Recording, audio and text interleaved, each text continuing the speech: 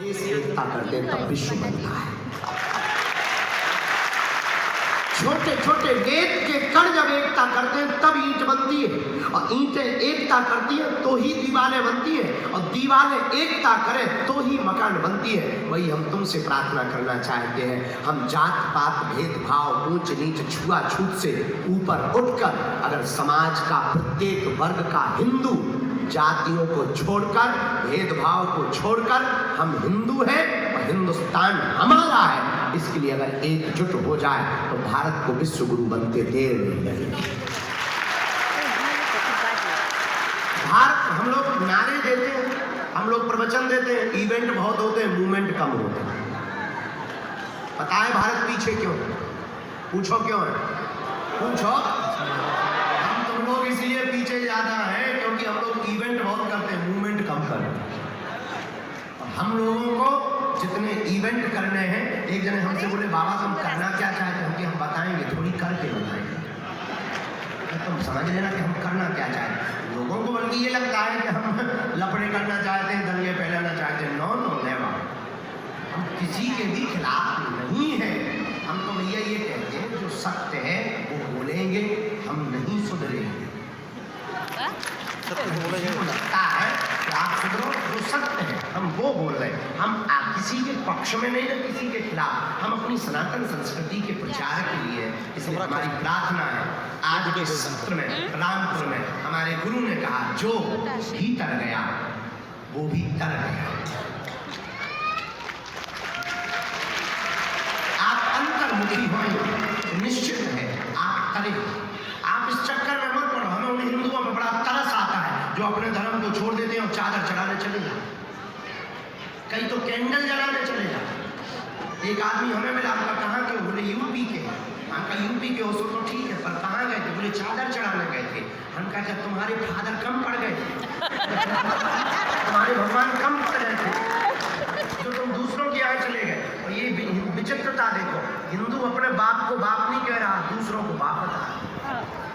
बुरा ना मानना या सबके मजहब का सम्मान है। যেমন তাপস খ্রিস্টান হয়েছে है ना। अलर्ट तब होगे, ये देश युवाओं का देश है। जब युवा जगेगा, युवा कब जगेगा? जब माता पिता कट्टर हिंदू बनेंगे। माँ ही जननी है संस्कारों की और बच्चों की। बच्चे को जन्म देने के लिए भी माँ होती है और संस्कारों को जन्म देने के लिए भी माँ होती है। हमें लगता है कोरोना आया था तो कोरोना में वैक्सीन लगाई गई कि अब कोरोना नहीं होगा। उसी प्रकार माँ बाप अगर प्रतिदिन अपने बच्चों को हिंदुत्व की वैक्सीन लगाने लगे तो धर्म परिवर्तन होना बंद हो जाए,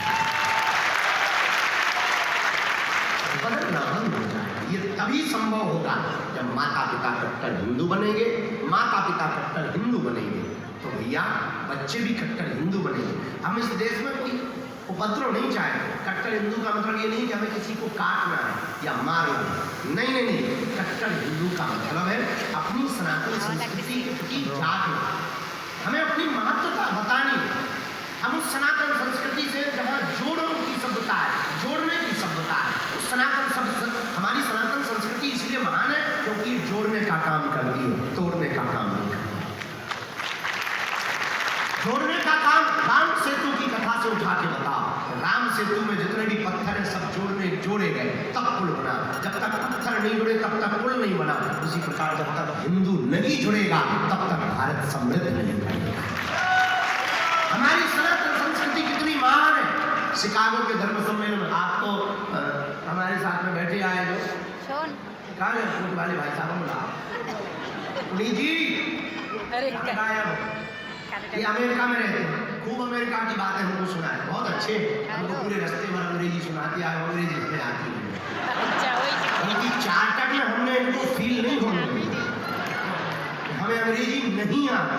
अच्छा, ये उतरने के बाद बताया कि आप जितनी अंग्रेजी बोलते रहे हमारे मूड से निकलती है। चार्टर में तो हमें यही अनुभव करा दे रहे। Yes yes. तो आप अमेरिका में रहते हैं, अमेरिका में क्या रहते हैं? अमेरिका में एक शहर है शिकागो। शिकागो के धर्म सम्मेलन में भारत का एक महात्मा जाते हैं, स्वामी विवेकानंद, और स्वामी विवेकानंद पहुंचते हैं, कथा सबको याद जब शून्य पर बोलते हैं, भारतीय सनातन संस्कृति का परिचय देते हैं, my dear brothers and sisters से उद्बोधन प्रारंभ करते हैं, तब पूरी दुनिया की आंखें फटी की फटी रह जाती। उद्बोधन विराम होता है, एक महिला स्वामी विवेकानंद के पास आती है कि आपके तेज, आपका ओज और आपकी एक धारा प्रवाह बोलने की जो सामर्थ्यता, भाग्य देवी सरस्वती की कृपा है, इसको देख करके हम बड़े आश्चर्यचकित हैं। हम चाहते हैं कि आप हमें स्वीकार करो, मैं आपकी पत्नी बनना चाहती हूँ। विवेकानंद जी ने कहा कि क्यों? उस महिला ने कहा कि मैं चाहती हूँ कि तुम्हारा मुझसे विवाह हो और आप मुझे पत्नी अगर स्वीकार करें तो मेरा जो बेटा होगा वो आपकी तरह ही होगा, जो और काम करेगा। बहुत गजब का जवाब हमारे भारत के महात्मा ने दिया, सनातन संस्कृति के महात्मा ने दिया। विवेकानंद जी ने हाथ जोड़ के कहा, क्षमा करना, विवाह हो, हम तुम्हें स्वीकार करें, जरूरी नहीं संतान होगी, ये भी जरूरी नहीं पुत्र होगा, और होगी तो ये भी जरूरी नहीं हमारे जैसा होगा। और कहाँ तक तुम 18 से 20 साल इंतजार करोगी? एक काम करो, मैं तुम्हारे चरणों में बैठ रहा, तुम आज से मेरी माँ हो, मैं तुम्हारी, तुम्हारी भी इच्छा हो, मेरी भी इच्छा। ये हमारी सनातन संस्कृति।